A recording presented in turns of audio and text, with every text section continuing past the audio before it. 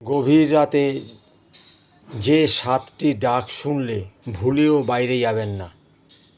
রাতে হঠাৎ অস্বাভাবিক যদি আওয়াজ হয়, সে আওয়াজটা কোথা দিয়ে হলো বিষয়টা জানবার জন্য চেষ্টা করবেন না।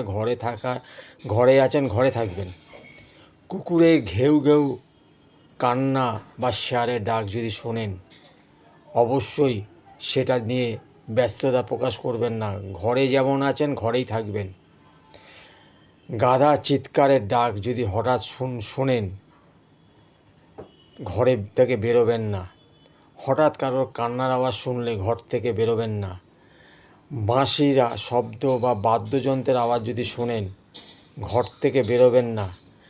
মোরগের বারবার ডাক যদি শোনেন, আর অচেনা ব্যক্তি আপনার নাম ধরে যদি ডাকে, তো এই যে বিষয়গুলো দিলাম, এই বিষয়গুলো যদি গভীর রাতে হয়, তাহলে অবশ্যই ভুলেও বাইরে বেরোবেন না।